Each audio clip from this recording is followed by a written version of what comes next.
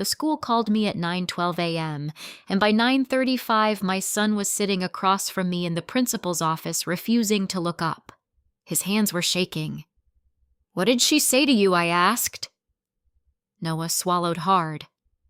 "Grandma said I'm not real family. She said the school just doesn't know yet." "Not know what?" Then Mr. Bennett slid a printed call log across the desk. One number circled, one note underneath. Caller requested guardian status review. I recognized the number immediately. And what scared me most wasn't what she said to my son. It was how long she'd been saying it behind my back. "If you're watching from somewhere outside the U.S., tell me where you are and what time it is for you right now." I read every comment. And if stories like this hit close to home, consider subscribing so you don't miss what comes next. By the time we got home, Noah had gone quiet in a way that didn't feel like calm. It felt like something had settled in him, something heavier than a 9-year-old should have to carry. He went straight to his room without asking for his tablet, without turning on the TV, just closed the door. I stood in the kitchen for a long moment staring at nothing. The call log from the school was still in my bag. I hadn't told Ryan yet. I wasn't even sure how to, because once I said it out loud, I couldn't pretend this was just another one of Margaret's comments. This was different. This had paperwork behind it. Ryan walked in around 6, loosening his tie like he always did, dropping his keys in the same bowl by the door. "Hey," he said. "Where's Noah?" "In his room." Ryan glanced toward the hallway. "Everything okay?" I hesitated. That was the exact moment I could have softened it, said it was nothing. Waited, but I reached into my bag instead and handed him the paper. "They called me to school today," I said. He frowned, scanning the page. "Why read the note?" His eyes slowed near the bottom. I watched the shift confusion, then discomfort, then something that looked like recognition. "Ellie." He started, then stopped. "You recognize the number I said." It wasn't a question. Ryan exhaled, rubbing the back of his neck. "It's my mom's office line." "I know." He set the paper down on the counter. "Okay, but that doesn't mean—" "She told Noah he's not real family," I said, cutting in. "She told him the school just doesn't know yet. And then she called pretending to be a guardian." Ryan's jaw tightened. "She wouldn't pretend she asked for a guardian status review, Ryan." I tapped the paper. "That's not checking in. That's trying to change something." He didn't answer right away. And that silence, it wasn't surprise. It was calculation. I'd seen it before. The way Ryan would pause when it came to his mother, like he was weighing two realities and hoping they didn't collide. "She worries," he said finally. "You know how she is." I let out a quiet, almost disbelieving breath. Worrying doesn't involve calling a school behind a parent's back.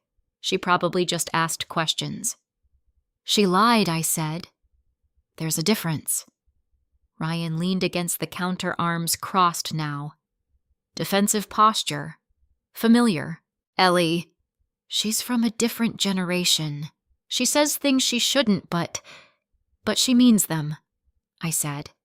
That part I had learned slowly. Margaret Cole didn't waste words. When she drew a line, she meant it, and she had drawn one around Noah from the very beginning. 5 years ago, when Ryan first brought me to meet her, she'd been polite. Too polite. The kind of polite that felt rehearsed. "Ellie," she'd said. Shaking my hand, eyes flicking briefly to Noah standing beside me. "I've heard a lot about you." Not about him. At dinner that night, she asked Ryan about his work, about his future, about the direction of the Cole family. She asked me what I did. Nodded at my answer and then moved on. Noah dropped his fork at one point. The sound echoed in the quiet dining room. Margaret didn't look at him. She looked at me.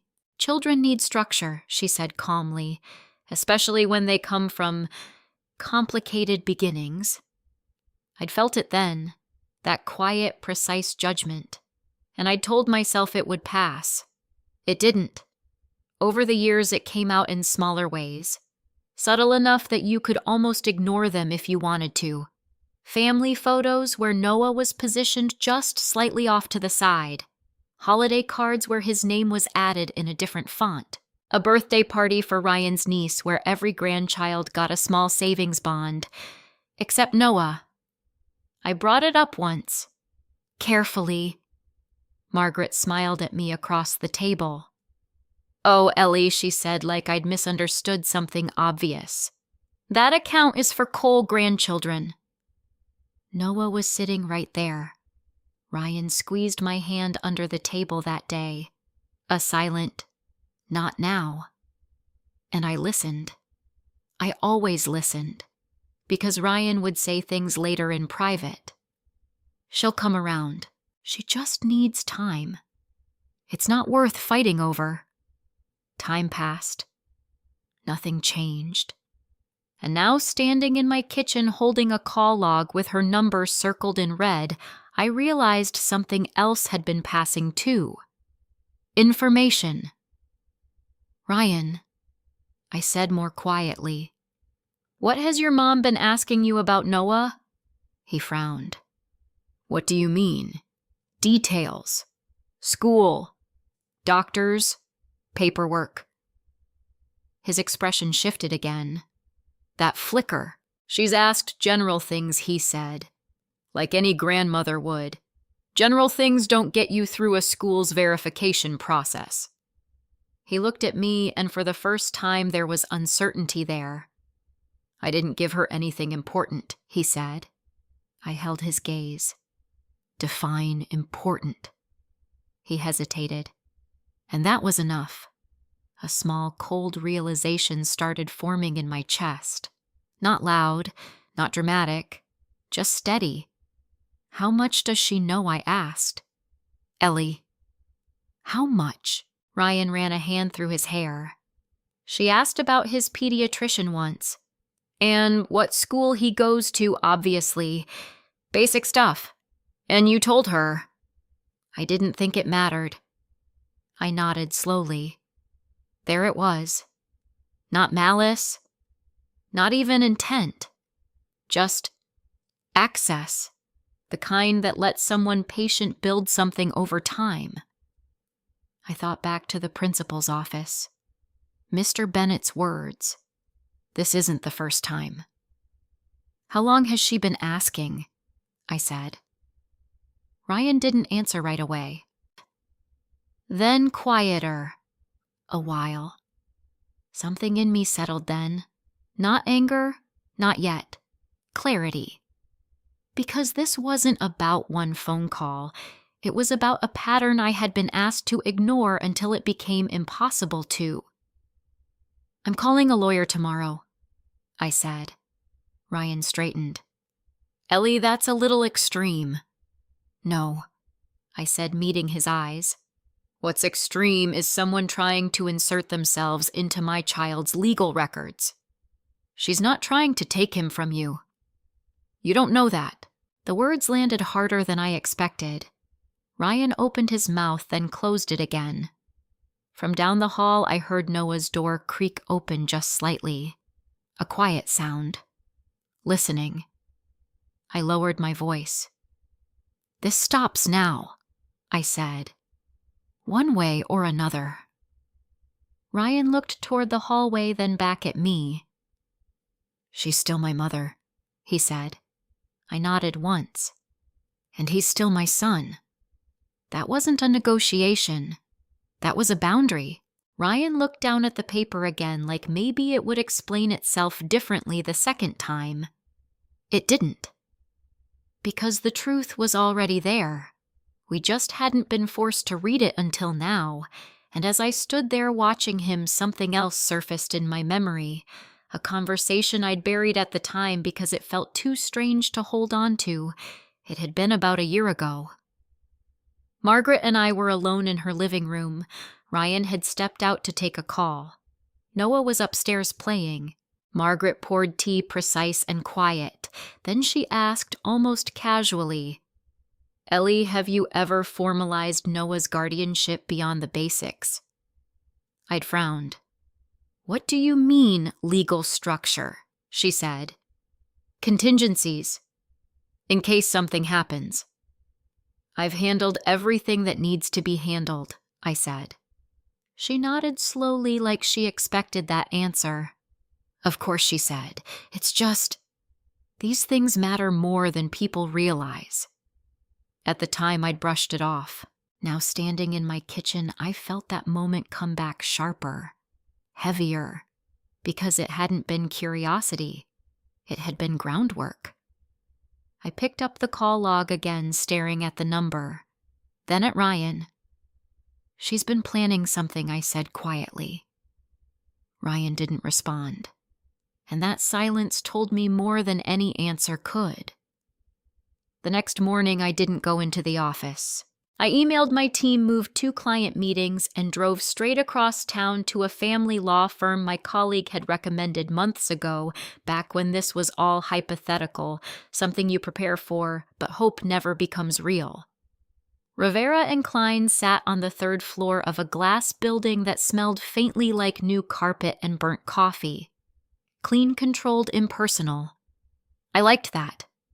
I checked in, sat down, and realized my hands were still tight around my phone. When they called my name, I stood up too fast. "Ellie Wright," the woman said, extending her hand. "I'm Sophia Rivera." She had a calm presence. Not warm, not cold, just steady. That helped. We sat down in her office. No clutter, just a legal pad, a pen, and a framed certificate behind her desk. "What brings you in?" she asked.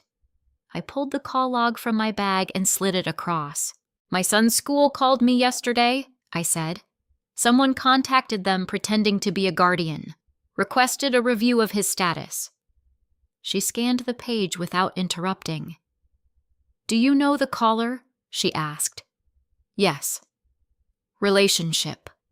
"My mother-in-law." That got a small pause. Not shock, more like a recalibration. "And your son," she said, glancing up, "is he biologically related to your husband?" "No," I said. "But my husband has been in his life since he was 4. We've been married 5 years. Has your husband legally adopted him?" "No."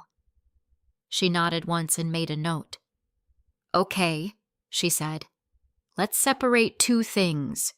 What your mother-in-law said to your son and what she attempted with the school. The first is emotional harm. The second, depending on how far she went, can become a legal issue." I leaned forward slightly. She asked them to review his guardian status, which usually means she was trying to either verify or challenge the authorized contacts, Rivera said.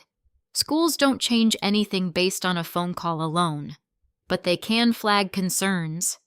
"That's what she's doing," I said. "Building something." Rivera looked at me for a moment longer this time. "Assessing." "Do you believe she's trying to gain custody?" she asked. The word custody felt heavier when someone else said it. "I don't know," I admitted. "But she's been asking questions for years. About paperwork, about medical records, about what would happen if something happened to me." Rivera wrote something down, then tapped her pen lightly against the page. "Let me ask you this," she said. "Who has access to your son's personal information?" "Me," I said immediately, then hesitated. "And my husband." "And has your husband ever shared that information with his mother?" "I asked him last night," I said. "He said he only gave her basic things. School name. Pediatrician." Rivera's expression didn't change. "That's more than basic," she said calmly. "For someone determined, that's a starting point."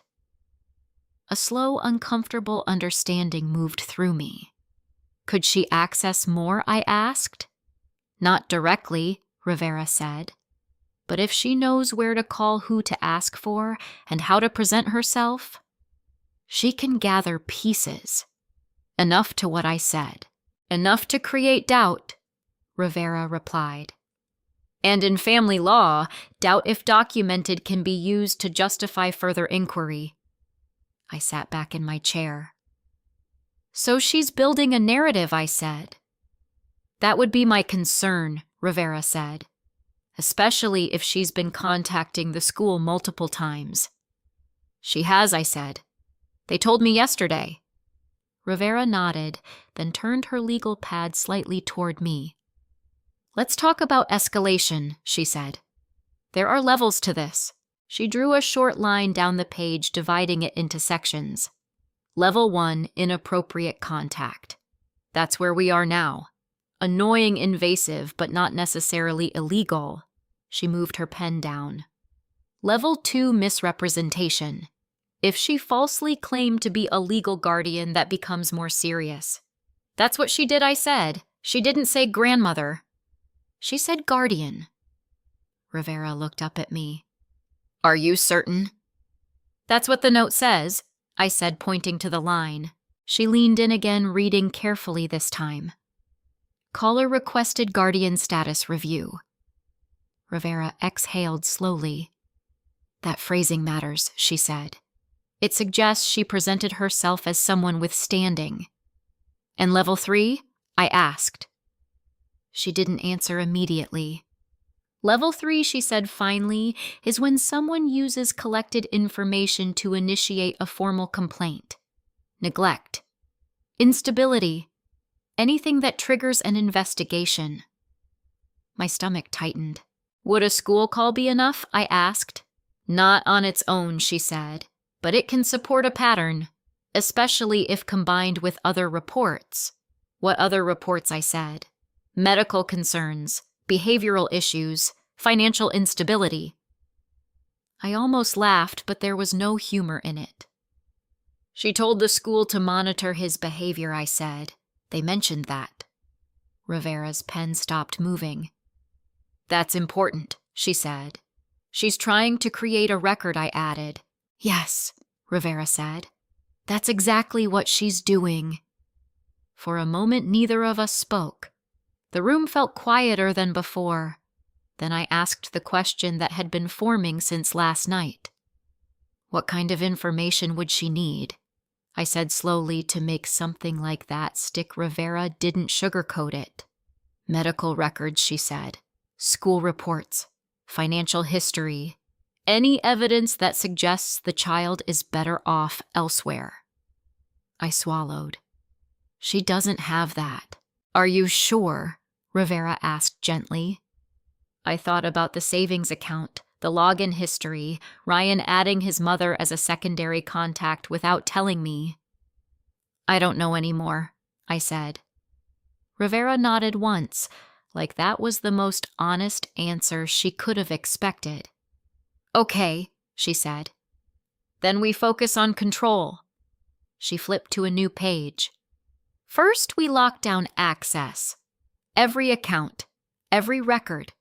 School, medical, financial. I can do that, I said. Second, she continued, we document everything. Every call, every message, every interaction. I have the call log. Good.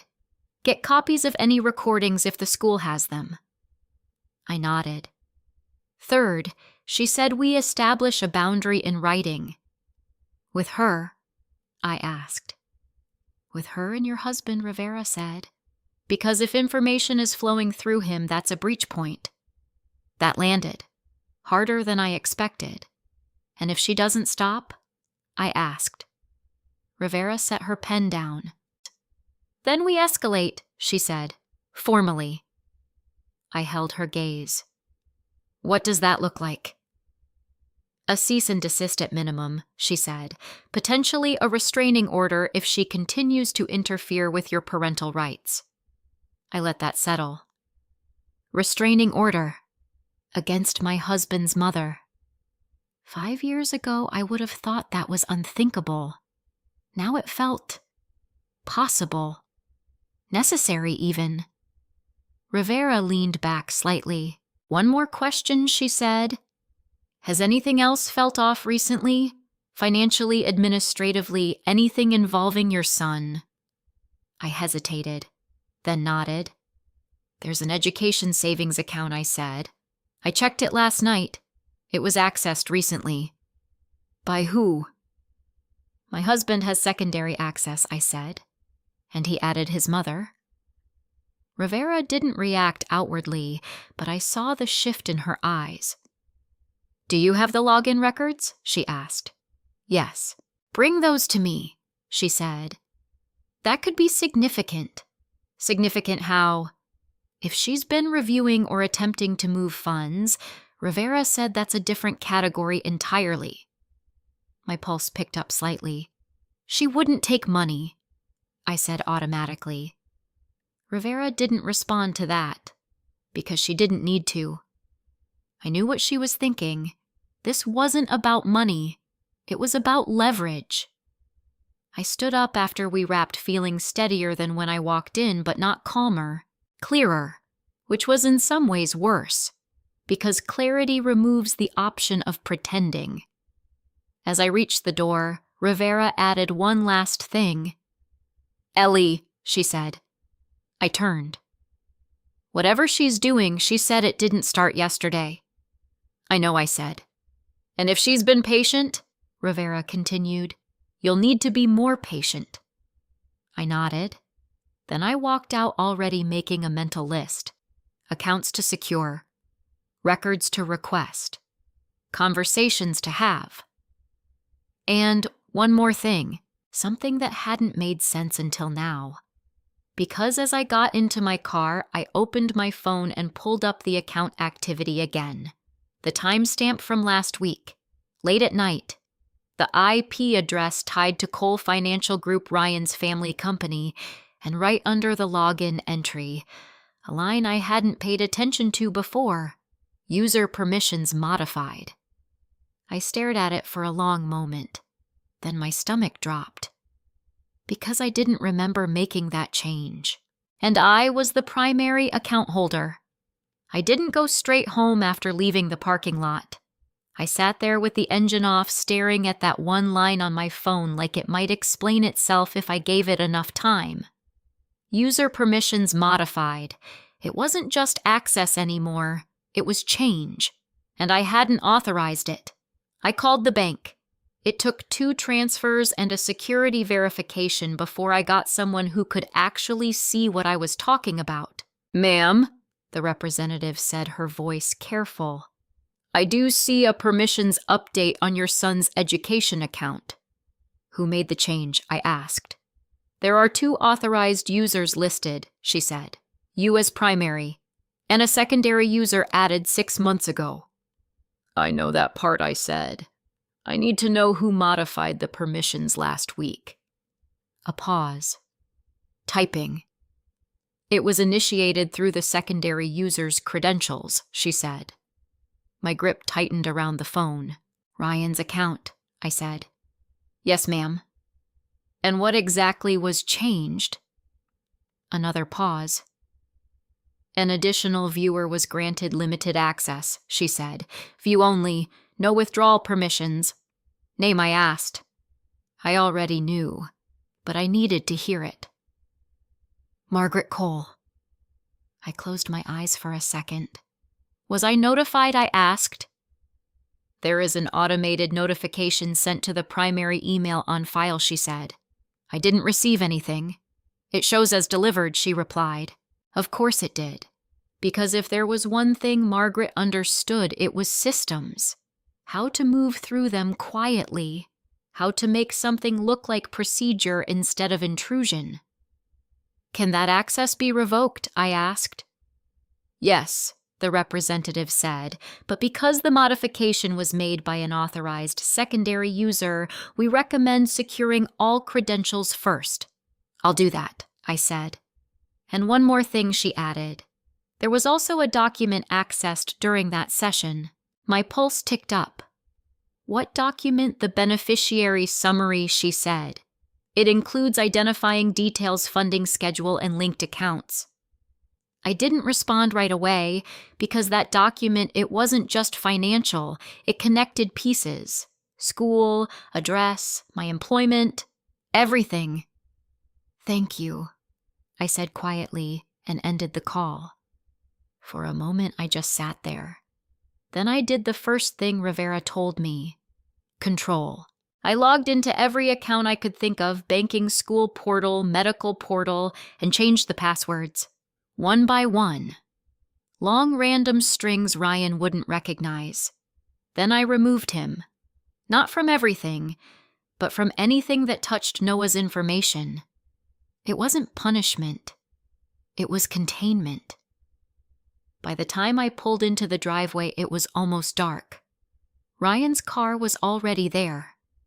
I walked in and found him in the kitchen again, same place as last night. Like nothing had shifted.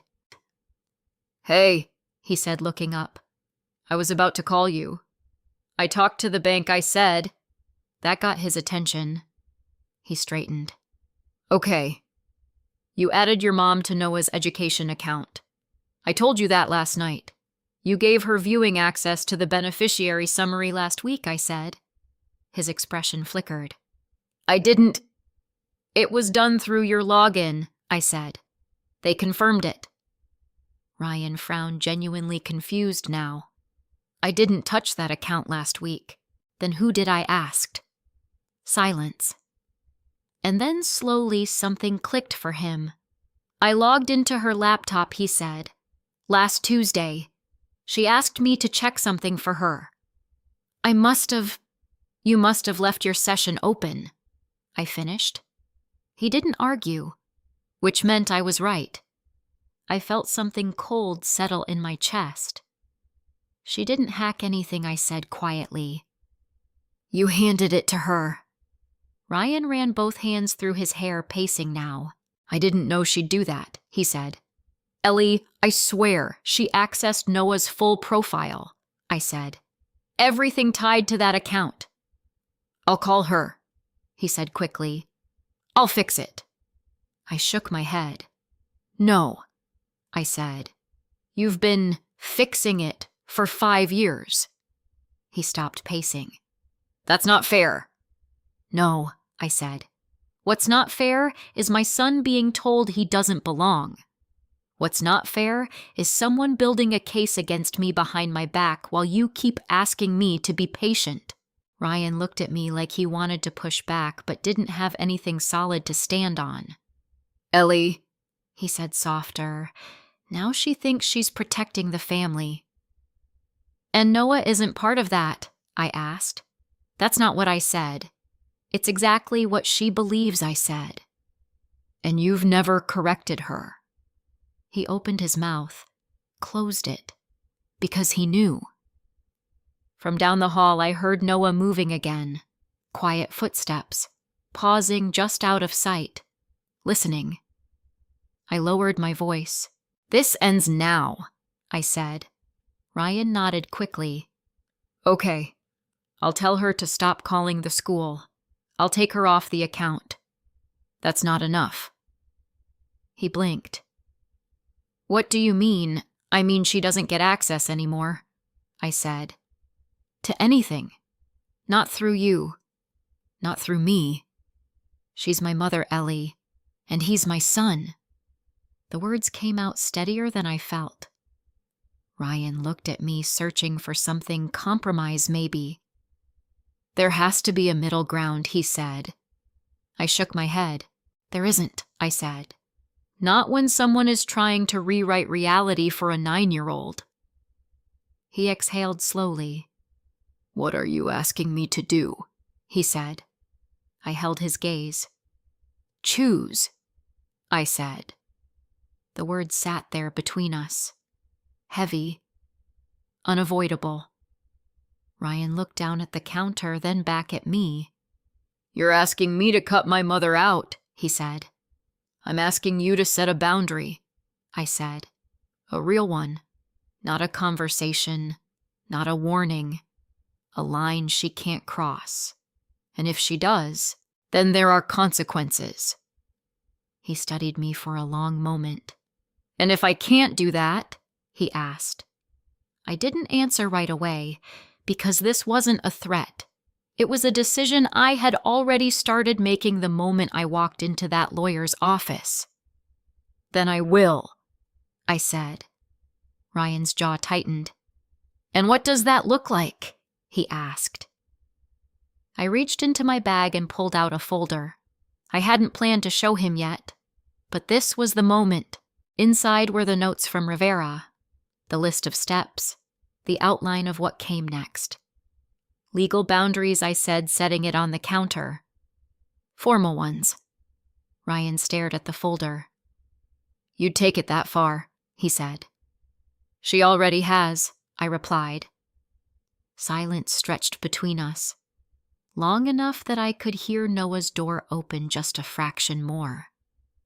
Long enough that I realized this wasn't just about Margaret anymore. It was about what Ryan was willing to ignore and what I was no longer willing to tolerate. Finally, he spoke. I need to talk to her, he said.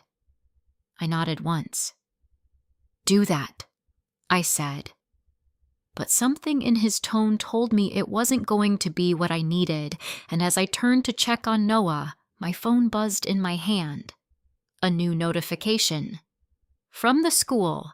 Subject line, additional parent contact attempt logged. I stopped in the hallway, opened it, and felt my stomach drop. Because this time, the caller hadn't used Margaret's name. They had used Ryan's. I stood in the hallway staring at the screen, reading the email twice, then a third time. Caller identified as Ryan Cole. Requested clarification on student behavioral reports. My first instinct was denial. Ryan was 10 feet behind me in the kitchen. He hadn't made that call, but instinct wasn't evidence anymore. I turned slowly and walked back in. He looked up immediately. What is it? I held the phone out. He read it once, then again, his brow tightening deeper with each line. I didn't call them, he said. It came out fast. Too fast. I believe you, I said, and I did at least about this specific call, but belief didn't solve the problem. Then how is your name on a school log? I asked. He ran a hand over his face. I don't know. Maybe she used it. I finished. We both went quiet, because that wasn't speculation anymore. That was pattern. Margaret had started with her own name. Then she used access Ryan had given her. And now she was using his identity. She's escalating, I said. Ryan nodded slowly, but his eyes were somewhere else, like he was still trying to find a version of this that made sense without turning into something ugly. I'm calling the school, I said. I'll do it, he said quickly. No, I said. I need to hear what they say directly. He didn't argue this time. I stepped into the living room and dialed the number at the bottom of the email. Mr. Bennett picked up on the second ring. Ellie, I was just about to call you, he said. I got the notification. I replied, that wasn't my husband. There was a pause. I figured, he said carefully. The tone didn't match your previous communications. That detail mattered more than he probably realized. She's using his name now, I said. That's what it looks like, he confirmed. What exactly did the caller ask for? I said. Clarification on behavioral observations, he said. Specifically, whether we had documented any concerns regarding emotional stability. I closed my eyes for a second. She's trying to build a case, I said. That's our concern as well, he replied. I exhaled slowly. Did you give them anything? No, he said firmly. We decline to discuss any student information without verified authorization, Good, I said. We've also flagged the account, he added. Any future contact attempts will require in-person verification with ID. That helped. But it didn't stop what had already been set in motion. Mr. Bennett, I said, how many times has someone contacted the school about Noah?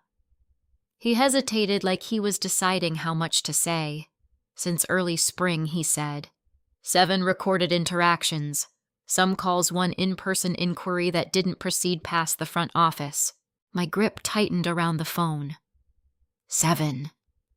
And all from her, I asked. Not all under the same name, he said. Of course not. Do you have records of those, I asked. Yes. I need copies, I said. We can provide them, he said. But I'd recommend doing it through formal request. Given the situation. I understand, I said. There was a brief silence. Then his tone shifted slightly. Ellie, he said, off the record. I've seen situations like this before. I listened. When someone is trying to establish a narrative, he continued, they rely on consistency over time. Small reports, repeated concerns, it builds weight. I know, I said. And then one day, he added, they bring it all forward at once. A file. A timeline. A version of reality that looks structured enough to be taken seriously. Thank you for telling me, I said. We're on your side here, he said. But documentation matters. I'm working on that, I said. After I hung up, I didn't move right away. 7 interactions. Different names. Escalating methods. This wasn't impulsive. This was strategy. I walked back into the kitchen. Ryan was still standing there, arms folded, now waiting. What did they say, he asked. 7 contacts, I said. Since spring. His face drained slightly. And today's call, he asked about Noah's emotional stability, I said. Ryan shook his head. That's insane. No, I said quietly. It's calculated. He didn't respond, because he knew the difference now. I set my phone down and opened the laptop on the counter. What are you doing? He asked. Pulling the account logs, I said. All of them. For what? For timeline, I said. If she's building one, I am too. Ryan watched me for a second, then pulled out a chair and sat down. You really think she'd take this that far? He asked. I didn't look up. I think she already has, I said. I logged into the education account again, scrolling through activity history, dates, times, access points. Then I opened my email and searched for notifications tied to that account. Most of them were routine, but a few stood out. Login alerts at odd hours, permission confirmations I didn't remember reading. One email marked as read that I had no memory of opening. I clicked it. Subject user access update. Confirmation timestamp last Tuesday. The same night Ryan had used his mother's laptop. I opened the details. Added user Margaret Cole access level viewer, authorized by secondary user Ryan Cole, and below that notification acknowledged. My breath slowed. Ryan, I said. He looked up. Did you open my email last week? I asked. He frowned. No. Why would I turned the screen toward him. This says the notification was acknowledged. He leaned in, scanning it. I didn't do that, he said. Then someone did, I replied. We both knew who. She had access to your login, I said. And your device. And apparently my email too, he added quietly. I nodded. That was the piece we had been missing. This wasn't just about what she asked. It was about how she covered it. She didn't just access the account, she confirmed the change, so I wouldn't question it, so everything would look normal. I sat back slowly, She's not just gathering information, I said. She's controlling the trail. Ryan didn't argue. He just stared at the screen like it might rewrite itself. What do we do? He asked. The question sounded different now, less defensive, more uncertain. I closed the laptop. We stop reacting, I said, and we start documenting. How, he asked. We build the full timeline, I said. Every call, every login, every message, and then we decide what to do with it. Ryan nodded slowly. Okay, he said. It wasn't a solution, but it was the first time he had aligned with me instead of trying to soften the situation, and that mattered. I picked up my phone again and opened my messages, scrolled back, farther than I had before, looking for anything that felt off, anything that fit the pattern. Then I saw it. A message from Margaret. 3 months ago. Short. Casual. Hey, Ellie. Quick question. What's Noah's pediatrician's name again? I'm updating something for Ryan, I had replied without thinking. Dr. Klein at Westbrook Pediatrics. At the time, it meant nothing. Now it felt like a starting point. I showed Ryan. He exhaled slowly. I didn't ask her to update anything. I know I said, because that was the point. She didn't need a real reason. She just needed a believable one. I locked my phone and set it down. She's been doing this piece by piece, I said. Ryan nodded. And we let her, he added quietly. I didn't correct him, because that part was true. But it wasn't the part that mattered now. What mattered was what came next. I reached for my bag and pulled out Rivera's notes again. There was a section I hadn't focused on before. Formal documentation, institutional records, third-party corroboration. I looked at Ryan. We're going to request everything from the school, I said. Every call log, every note. Okay, he said, and then we're going to cross-check it with account activity, I added. He nodded again, and then he asked. I held his gaze. Then we decide whether this stays in the family, I said, or goes somewhere it can't be ignored. Ryan didn't respond right away, because he understood what I meant, and for the first time since this started, he didn't try to talk me out of it. My phone buzzed again on the counter. Another email. This one from the school office. Subject document request procedure attached. I opened it, scrolled, and then stopped, because attached at the bottom was a preview of the call log summary. Dates, times, notes, and one entry from 2 weeks ago stood out immediately. Caller requested emergency contact override. Reason given mother is financially unstable. I felt something shift inside me. Not panic, not anger, something sharper. Because this wasn't just about Noah anymore. This was about me, my work, my credibility, my ability to provide. I looked up at Ryan. She's not just coming for him, I said quietly. He didn't ask what I meant, because he could see it in my face. She's coming for me, I said, and this time, there was no room left for misunderstanding. I didn't sleep much that night, not because I was afraid, but because everything finally made sense in a way that didn't leave room for doubt anymore. By morning, I had a list, not emotional, not reactive, structured. If Margaret was building a narrative, then I needed to understand exactly what she thought she was building it on. I dropped Noah off at school early and went straight to the front office instead of the parking lot. I'd like to formally request all records related to my son, I told the receptionist. She nodded like she'd been expecting me. Mr. Bennett is already aware, she said. He asked me to bring you in. That was new. Prepared. Intentional. When I stepped into his office, he didn't waste time. I've started compiling everything Mr. Bennett said, sliding a folder across the desk. This is a preliminary set. The full record will take a couple more days. I opened it.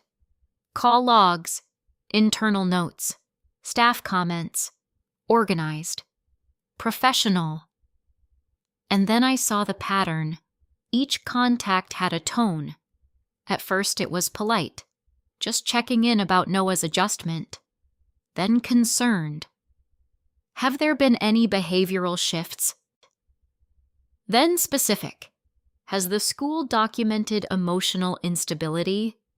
And finally, suggestive. Would the school recommend reviewing guardianship for the child's best interest?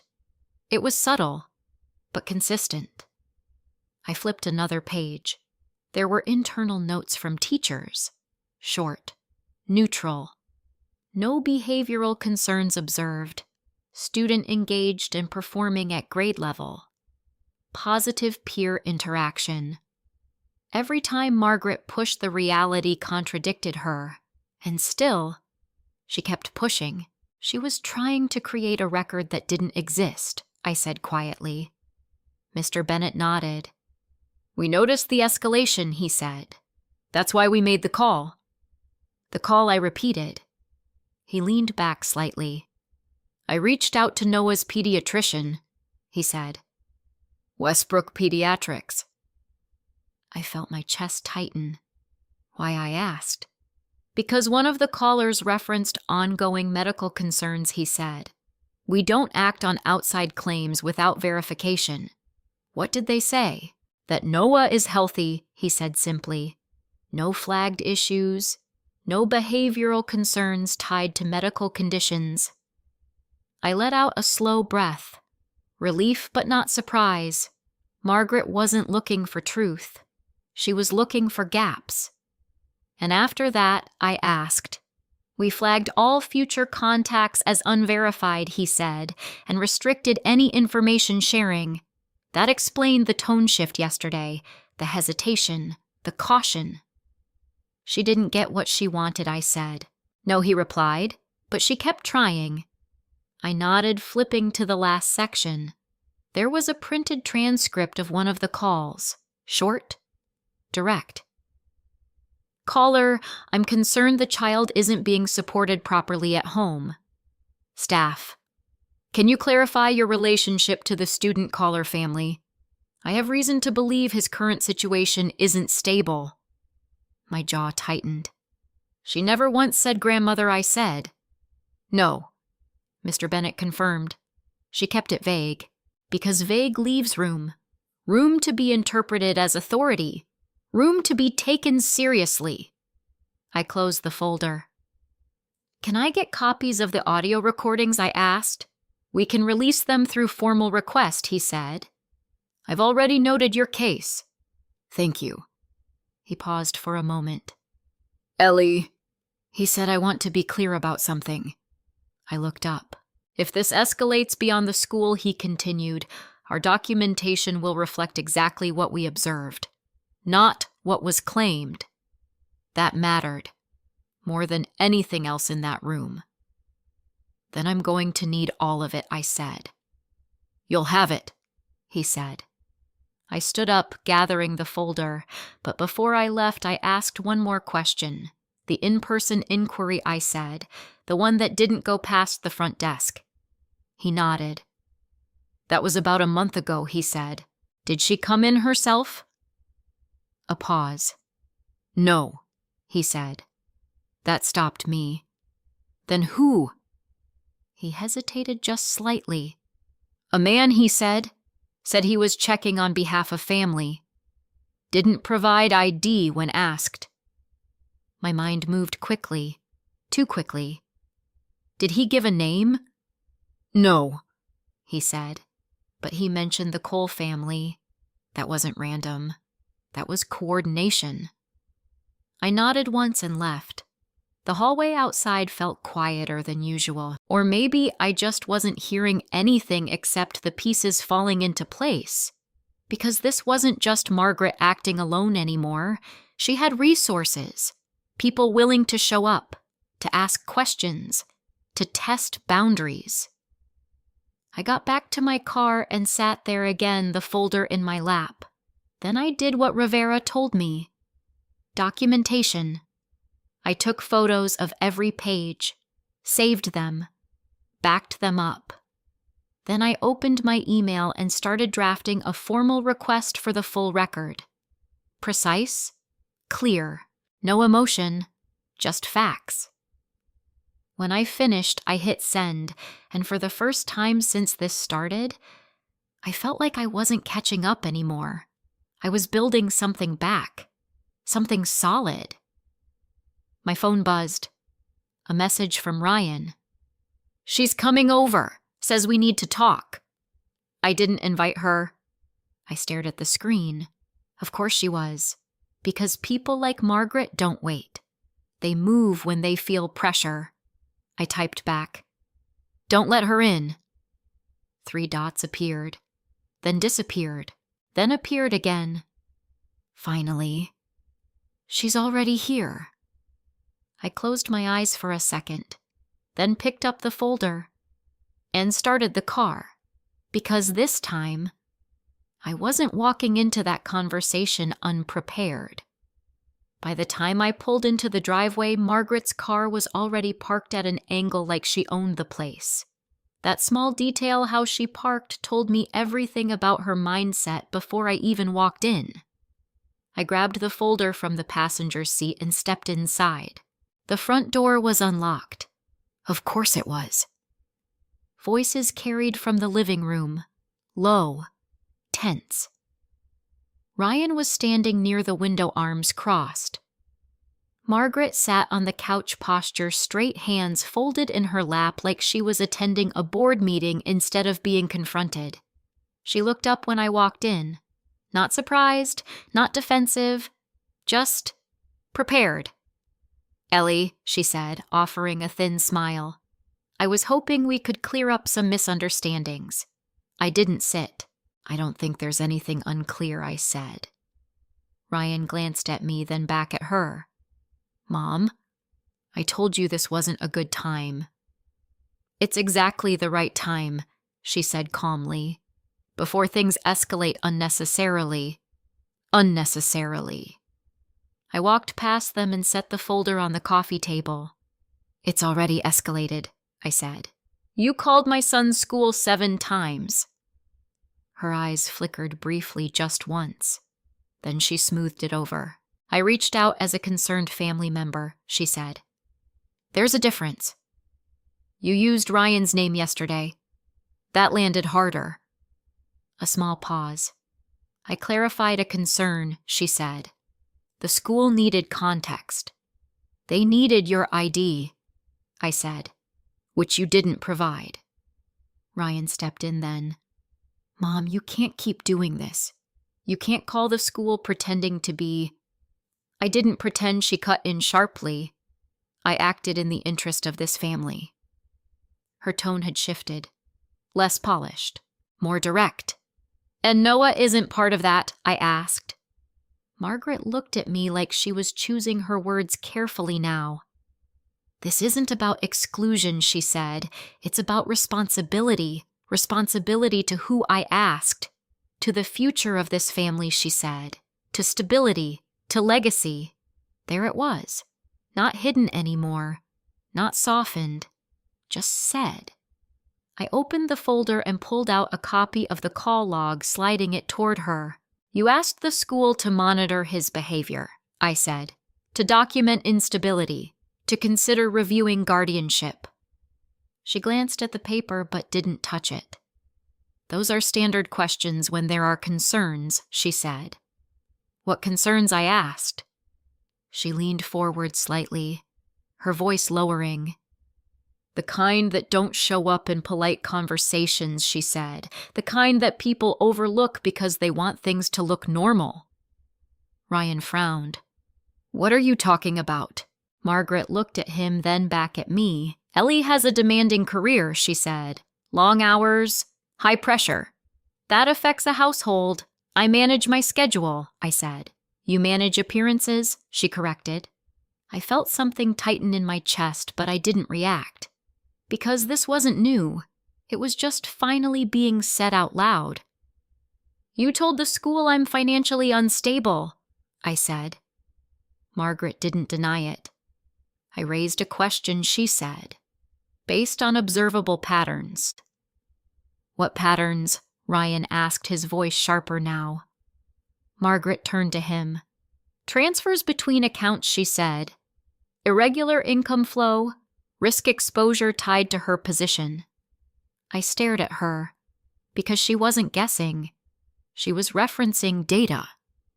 You accessed Noah's education account, I said. She didn't answer. You reviewed the beneficiary summary, I continued. You saw my linked accounts. Ryan's head snapped toward her. Mom? I needed to understand the full picture, she said, cutting him off. Before making any assumptions. You made plenty, I said. I made observations, she corrected, and I acted accordingly. Ryan stepped forward now. You used my login. You accessed things you weren't supposed to. You left it open, she said calmly. That's not my responsibility. That silence after, it wasn't shock anymore. It was recognition. She wasn't going to deny anything, because in her mind, she didn't do anything wrong. I pulled out another document from the folder. This is the transcript from one of your calls, I said. You told them Noah wasn't being supported properly at home. Margaret finally picked up the paper. Read it, then set it back down. I expressed concern, she said. You built a narrative, I said. Ryan looked between us, something in him finally shifting. Mom? He said slowly. Are you trying to take him? The question hung in the air. Margaret didn't answer immediately. And that hesitation, that was the closest thing to truth she'd given us yet. I'm trying to ensure he's where he has the best chance, she said. With who, I asked. With structure, she replied. That's not an answer. It's the only one that matters, she said. I nodded once, because now it was clear, not implied, not suspected, stated.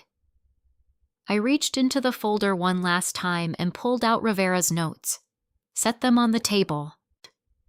These are the legal definitions of what you've been doing, I said. Unauthorized access, misrepresentation, interference with parental rights. Margaret glanced at them unimpressed. You're overreacting, she said. No, I said. I'm responding. Ryan looked at the papers, then at me. Ellie, he said quietly. I met his eyes. This is where it changes, I said. Margaret let out a small, controlled breath. You're going to take legal action against family, she asked. I didn't hesitate. If you don't stop, I said yes. For the first time since I walked in, she leaned back. Not defeated, but recalculating. You're making this adversarial, she said. You made it that way when you called the school, I replied. Ryan stepped between us slightly, like he didn't trust where this was going anymore. Mom, he said more firmly, now you need to stop. No more calls, no more access. Nothing. Margaret looked at him, really looked at him, and something in her expression shifted. Disappointment. You're choosing this, she asked. I'm choosing my family, he said. She held his gaze for a long second, then stood up, smoothed her jacket, picked up her purse. Be careful, Ryan, she said quietly. Choices like this have long-term consequences. Then she looked at me, cold, measured. You think this ends because you said so, she said. It doesn't. She walked past me without another word. The front door closed behind her. The house felt different after that. Quieter, but not lighter. Ryan exhaled slowly, running a hand over his face. Ellie. He said I didn't know it was this far.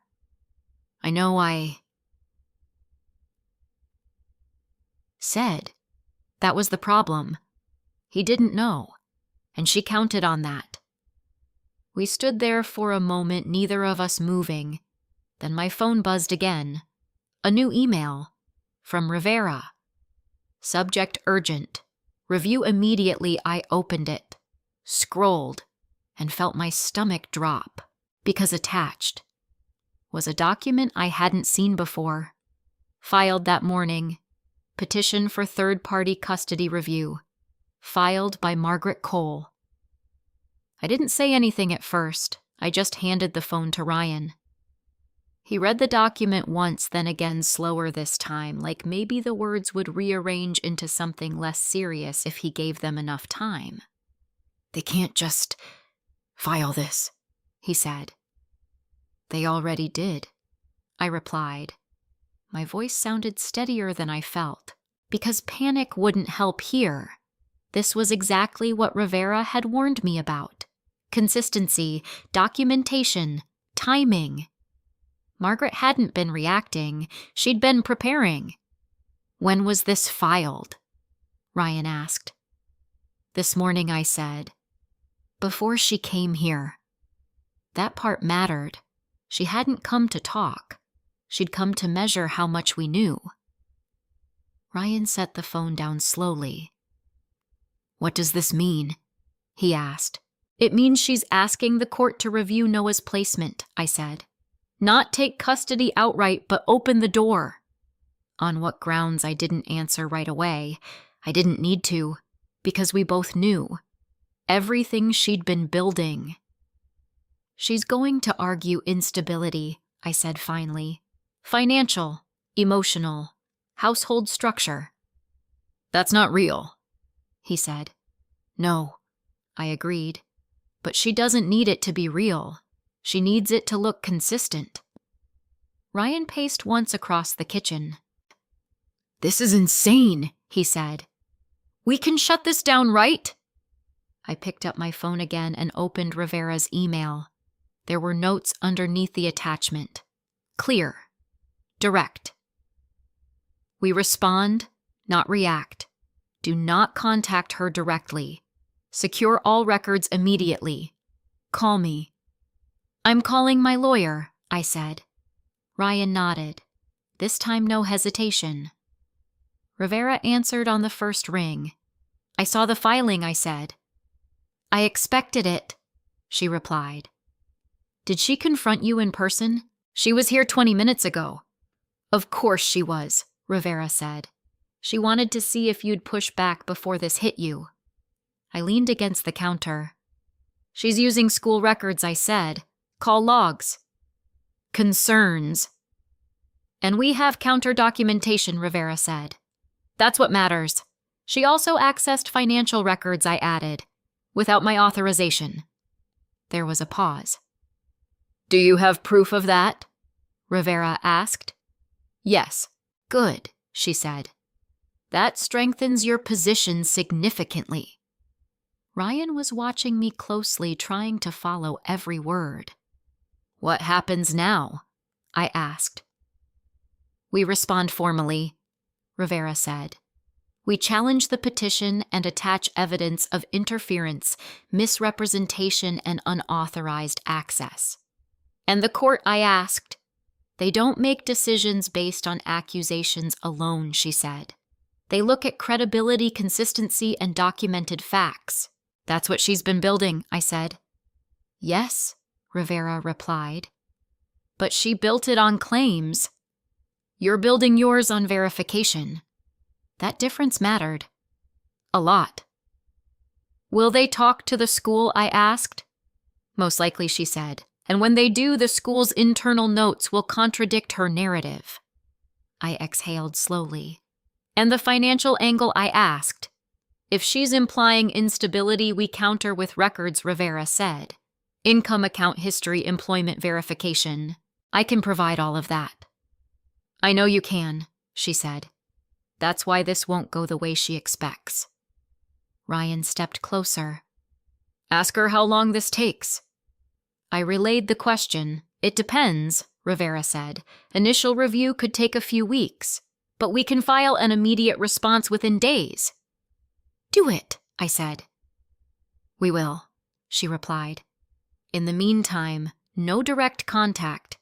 Everything goes through me. Understood. I ended the call and set the phone down. For a moment, neither of us spoke. Then Ryan said she actually filed against us.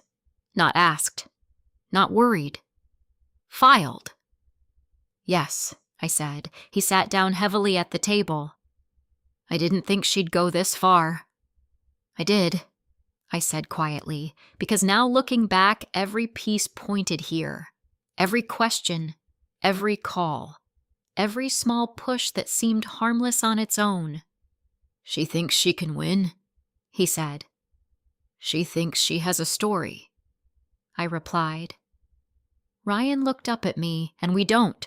I shook my head. We have facts, I said. That was better, stronger, but it required something harder. Discipline. I walked over to the laptop and opened a new folder. What are you doing? He asked. Building our response, I said. I started organizing everything.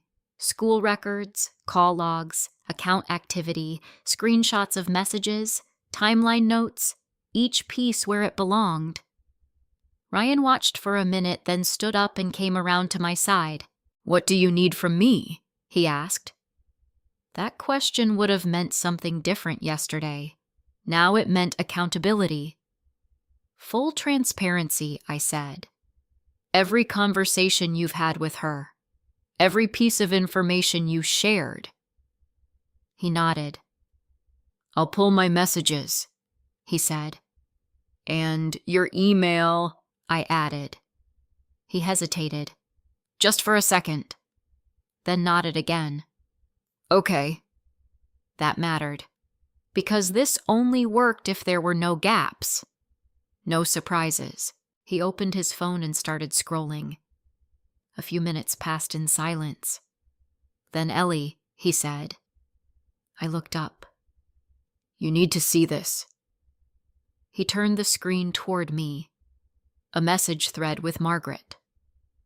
From last week. Ryan. I don't think this is necessary. Margaret. You're too close to see clearly. Ryan. She's a good mother. Margaret. That's what worries me.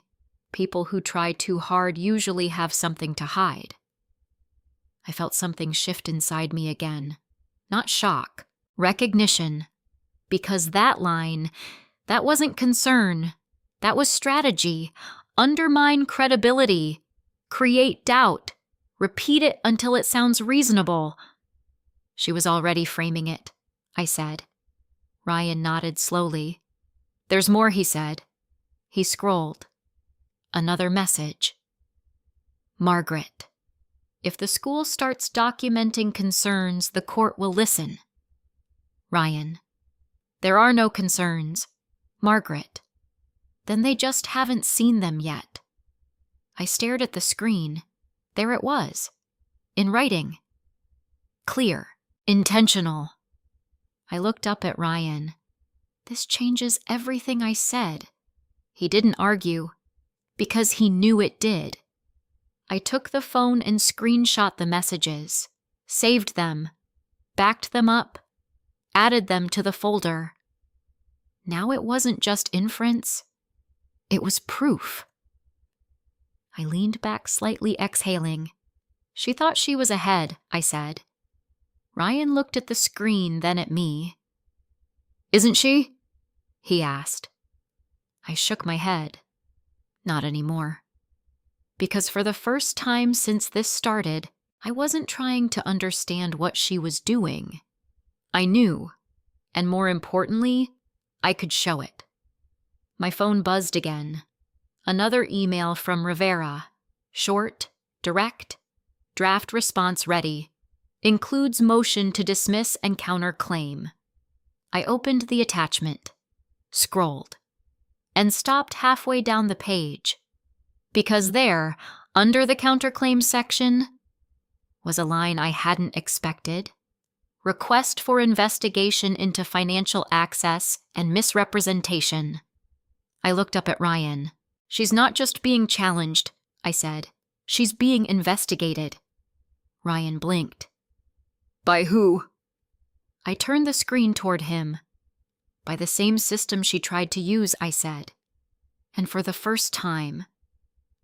The balance had shifted. The first court date wasn't dramatic. No raised voices, no last-minute revelations. Just a quiet room, a judge who had seen too many cases like this, and two sides presenting very different versions of the same story.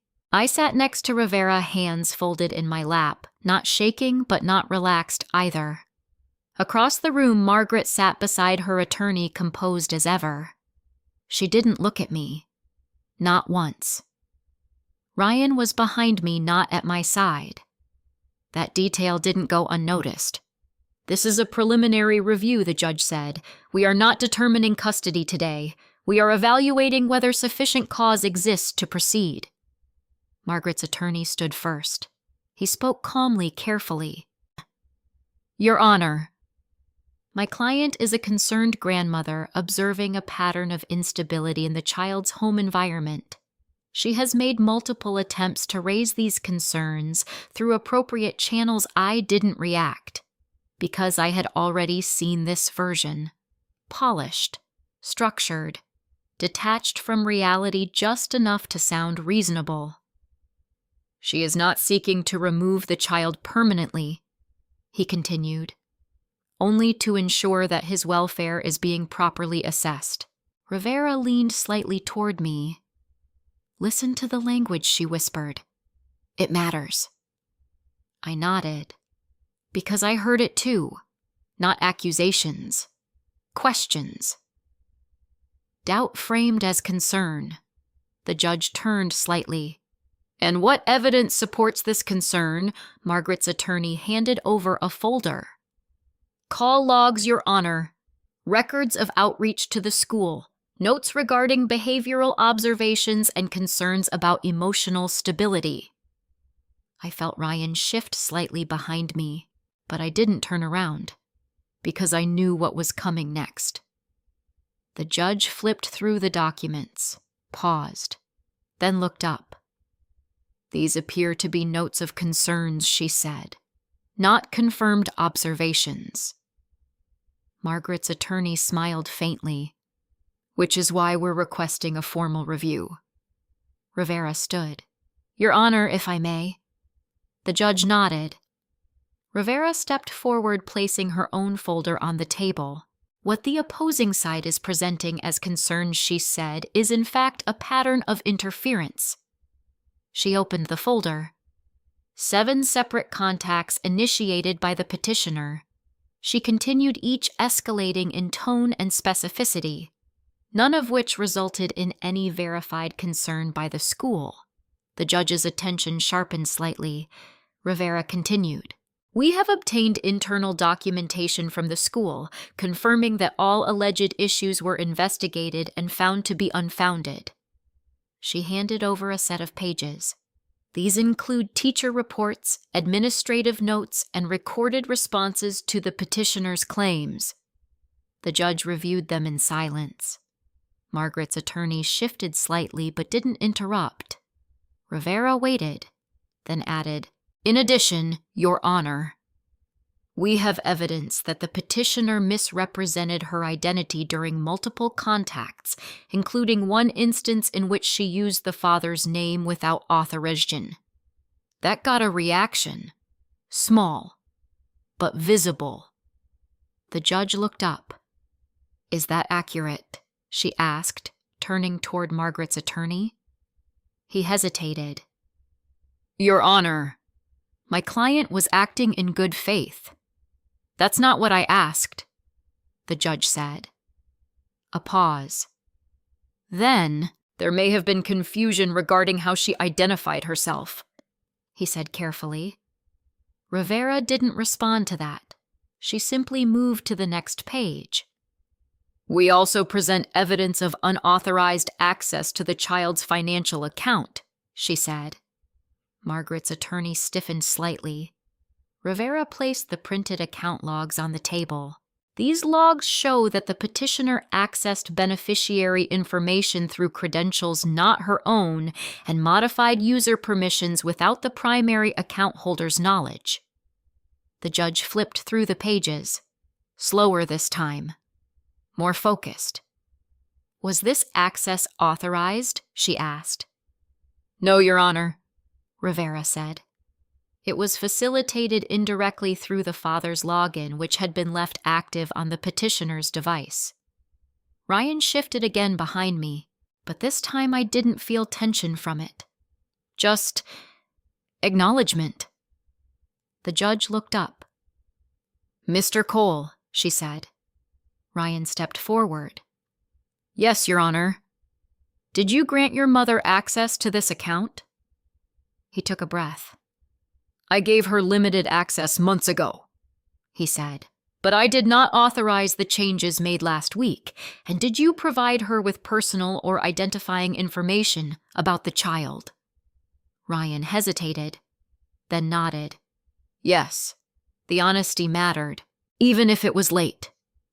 The judge wrote something down, then looked back at Rivera. Continue. Rivera nodded. We also have message records, she said, demonstrating the petitioner's intent to create a documented pattern of concern in order to influence this court. She handed over printed screenshots. I didn't need to see them again. I already knew what they said, but I watched the judge read them, watched the moment the tone shifted. Not dramatically, just enough, a slight tightening around the eyes, a longer pause between pages.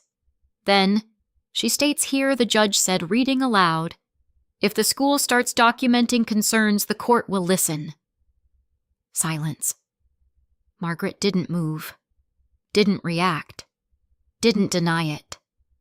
Her attorney leaned in slightly, whispering something to her. But it was too late, because that line, that was the difference between concern and intent. The judge set the papers down. This is not a matter of proactive family involvement, she said. This is a coordinated effort to manufacture grounds for review. No one spoke, because there was nothing left to argue in that moment. Margaret's attorney cleared his throat. Your Honor, my client's intentions were... I'm not evaluating intention, the judge said. I'm evaluating conduct. She looked directly at Margaret for the first time. Do you have anything to add? Margaret met her gaze. For a second, I thought she might try to reframe it, explain it, soften it. But she didn't. I acted because no one else would, she said. It wasn't an apology. It wasn't even defensive. It was conviction. And that more than anything else made it clear. The judge nodded once, then turned back to the file. This petition does not meet the threshold required to proceed, she said. The words were simple, but they carried weight. Motion to dismiss is granted. Ryan exhaled behind me. I didn't. Not yet, because I knew this wasn't the only thing being decided. The judge continued. Furthermore, the evidence presented raises concerns regarding interference with parental rights and potential misuse of personal information. She looked at Rivera. I understand there is a counterclaim filed. Yes, Your Honor, Rivera said. That will be reviewed separately, the judge said.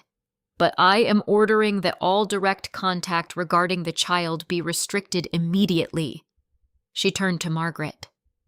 You are not to contact the school, the child's medical providers, or any associated institutions without explicit authorization." Margaret didn't respond, didn't argue, just sat there, still composed, still controlled. But not in control. The judge closed the file. "This matter is dismissed," she said. "We are adjourned." The gavel didn't come down hard. It didn't need to. The decision was already clear. I stood up slowly, my body catching up to what had just happened. Relief didn't hit all at once. It came in pieces. Quiet. Steady. Ryan stepped closer. "Ellie," he said. I looked at him, not angry, not forgiving, just aware. "We're not done," I said. He nodded. "I know." Across the room, Margaret stood, adjusted her jacket, picked up her bag, and for the first time since this started, she didn't look at me. She walked out. Without a word. Without a glance. And that silence, that was the closest thing to acknowledgement I was ever going to get. The house felt different after court, not quieter, clearer, like something that had been hanging in the air for months had finally settled, just not the way Margaret expected. Noah was at the kitchen table when I got home, working on a math worksheet, his pencil tapping lightly against the paper. He looked up when I walked in. "Did you fix it?" he asked. Not what happened. Not are we okay. Just did you fix it? I set my bag down and walked over to him. "I handled it," I said. "No one's allowed to talk to your school about you anymore, unless I say so." He nodded slowly. "Does that mean she won't say things like that again?" he asked. I paused, because I could lie, tell him everything was over. But that wasn't the lesson I wanted him to learn. "It means she doesn't get to decide who you are," I said. He looked at me for a second longer, then went back to his worksheet. That was enough for him. It had to be. I moved through the rest of the afternoon, quietly emails, one work call, a follow-up with Rivera, confirming the next steps on the counterclaim. She was already moving forward.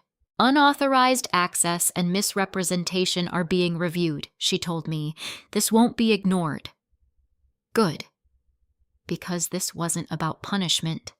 It was about record. By the time Ryan got home, the house had settled into something almost normal. Almost. He stood in the doorway for a second like he wasn't sure if he should come in. Then he did. "How is he?" he asked, nodding toward Noah's room. "Okay," I said. Ryan nodded, then stepped further inside. "I've been thinking," he said. I didn't respond. Not yet. Because thinking hadn't been the problem. Acting had. "I should have stopped it earlier," he said, when she first started making those comments. "Yes," I said simply. No softness, no anger. Just truth. He exhaled slowly. "I didn't want to believe she meant it," he said. "I thought if I ignored it, it wouldn't turn into something bigger." I looked at him. "It did," I said. He nodded. "I know." Silence settled between us. Not tense, just honest. "I've cut off her access," he said. "Everything. Accounts, email, anything tied to Noah." I studied him for a second. "Good," I said. "And I told her not to contact the school again," he added. "That part's already handled," I said. "Legally." He nodded. "I figured." Another pause. "Then I'm sorry," he said. I believed him. That wasn't the issue. "I know you are," I said. But belief didn't erase impact. It didn't undo what had already been set in motion. I'm not asking you to forgive her, he said quickly. Or even me. I want to fix what I can. I leaned back slightly against the counter. You can't fix this, I said. You can only decide what you do next. He nodded again. I'll do whatever it takes, he said. That sentence used to mean something different to me. Now it meant this consistency, boundaries, follow-through. We stood there for a moment longer. Then I said what needed to be said. I've updated Noah's records, I said. New school contact permissions, new medical access. Everything runs through me. Ryan didn't argue. I understand, he said. I'm also moving his education account, I added. New institution, new structure. No secondary users. Okay. And for now, I said we're limiting contact. With my mom, he asked. Yes. He nodded. I agree. That mattered. But it wasn't the same as repair. That would take time. If it happened at all. A few weeks passed. Then a few more. No new calls. No new attempts. Just silence. Rivera kept me updated on the counterclaim. It moved slowly as these things do, but it moved. Documentation reviewed. Access logs verified. Statements recorded. Margaret never reached out directly. Not to me. Not to Noah. Not even to Ryan beyond one short message. I hope you understand what you've chosen. He showed it to me. Didn't respond. That was his boundary, and for the first time it held. One evening, Noah and I were sitting on the couch watching something he'd already seen twice but insisted I needed to understand. Halfway through, he leaned against me. Mom, he said. Yeah. Am I part of your family? I didn't hesitate. You are my family, I said. That's not something anyone else gets to vote on. He nodded, satisfied in that quiet way kids are when something finally makes sense. Then he went back to the movie. I sat there for a while longer after it ended, thinking about everything that had happened. Not the confrontation, not the court, not even Margaret. Just the line that had been drawn, and how long it took me to draw it. Because the truth is, this wasn't about winning. It wasn't about proving her wrong. It was about refusing to let someone else define reality for my child. Or for me. Some people call that revenge. It's not. It's boundary. And boundaries don't always look loud. Sometimes they look like paperwork, like passwords, like saying no and meaning it. Margaret believed family was something you protected by control. I learned it's something you protect by clarity, and those are not the same thing. If you've ever had someone try to rewrite your place in your own life, I'd really like to hear how you handled it. And if you're watching this from somewhere else in the world, tell me where you are and what time it is for you right now. It reminds me how many different lives are happening at once. And if this story stayed with you, you can follow along for more. Just remember, you don't have to fight loudly to be firm, and you don't have to keep someone close just because they share your name. This is a fictional story created for entertainment, education, and reflection.